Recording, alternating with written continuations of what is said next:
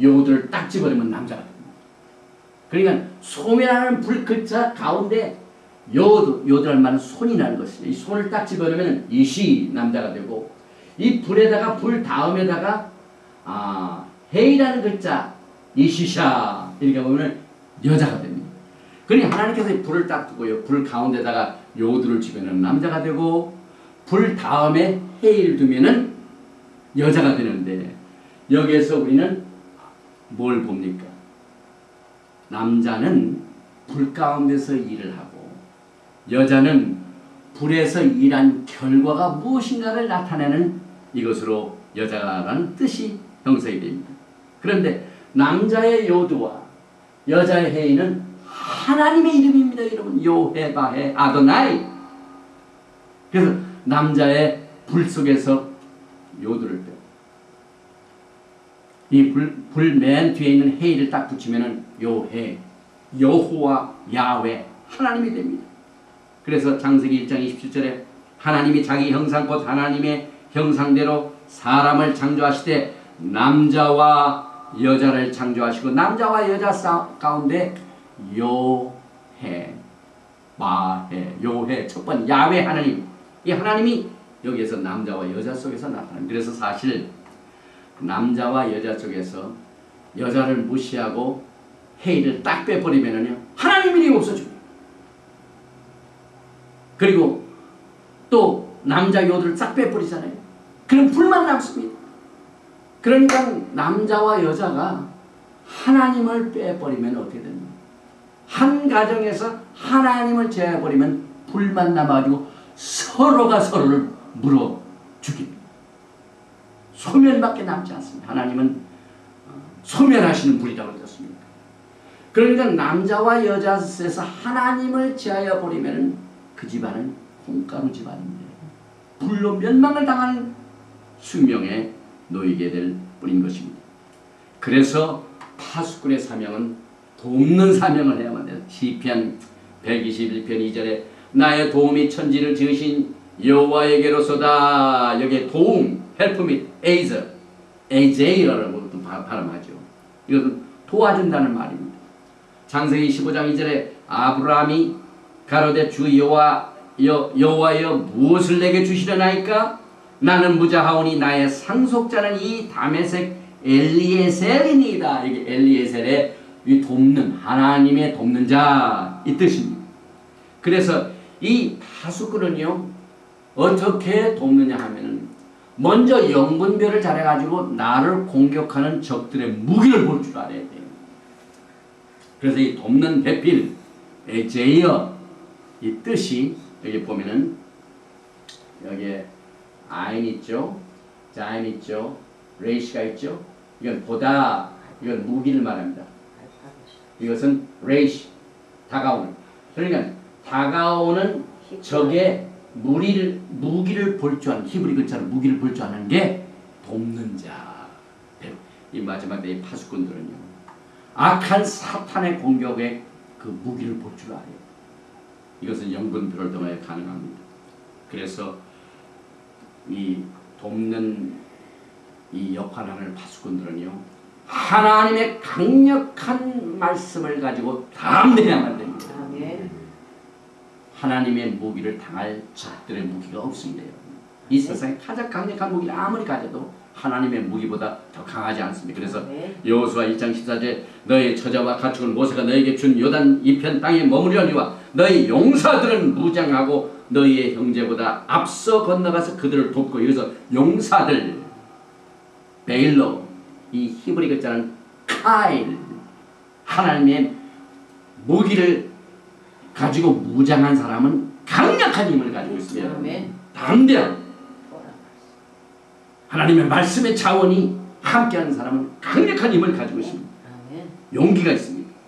또 시편 108편 13절 말씀에 우리가 하나님을 의지하고 용감히 행하리니 저는 우리의 대적을 밟으실 자이십니다. 우리가 대적하는 이 적들을 하나님이 밟으시면 그것을 끝이다. 그래서 우리는 담대하게 용감히 해야 돼. 용감이와 똑같은 하이, 이 글자를, 담대한 이 히브리 글자를 그대로 씁니다. 또 시편 59편 11절에 저희를 죽이지 마옵소서. 나의 백성이 잊을까나이다. 우리 방패 되신 주여, 주의 능력으로 저희를 흩으시고 낮추소서. 여기서 능력이 파워는 히브리 성경을 보면 하이로 나옵니다. 우리는 담대함이 강력한 무기입니다, 여러분.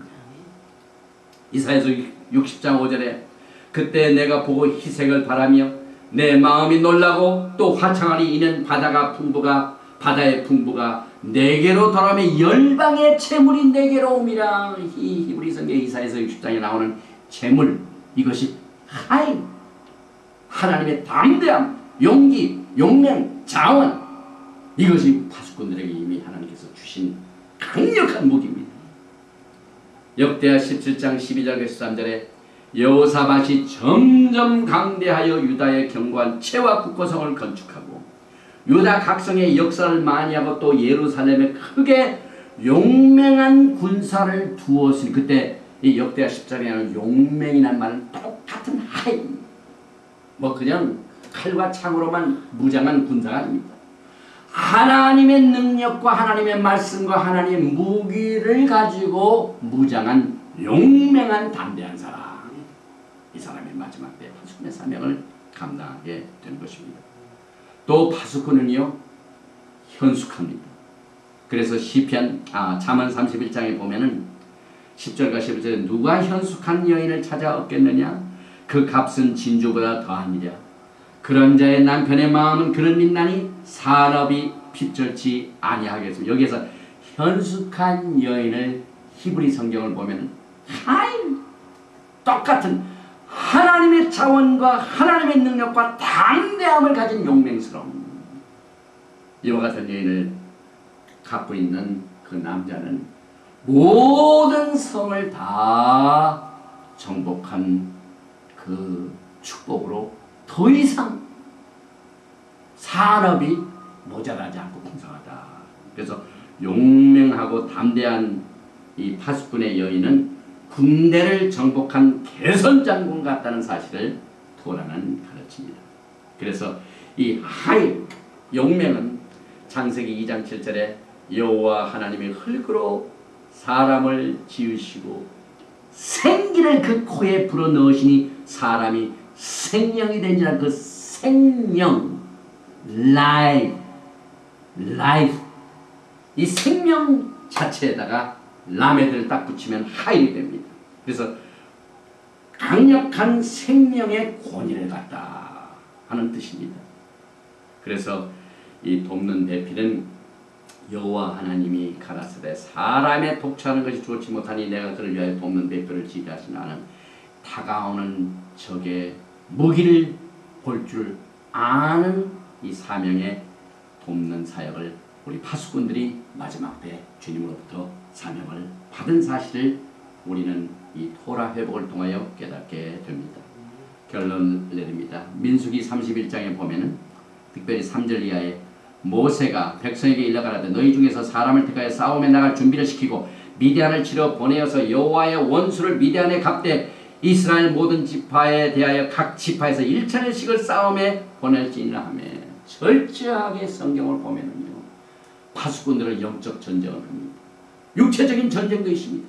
여러분과 제가 이 마지막 때에 살고 있으면서 얼마나 많은 영적인 전쟁과 육체적인 전쟁을 치러야 되는지 모릅니다.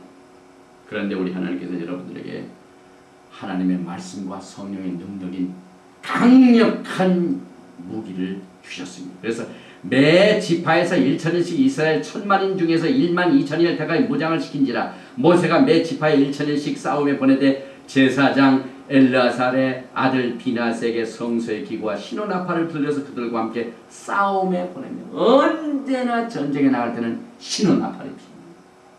마지막 전쟁에서 파수꾼들은요 이 경고하심의 경고의 나팔을 언제나 준비를 해야만 됩니다. 이 경고의 나팔은 하나님의 말씀의 사역인 것입니다. 아멘. 우리가 아무리 육체적인 전쟁에 승리하였다 할지라도 하나님의 말씀의 경고의 나팔을 제대로 불지 않으면 우리가 싸우러 나갈 적에 무슨 싸움인지 알지 못합니다. 나팔이 분명한 소리를 내지 못하면 어떻게 알아듣습니까? 마지막 때의 강단은 하나님의 파수꾼의 경고의 나팔을 불어서 준비시켜서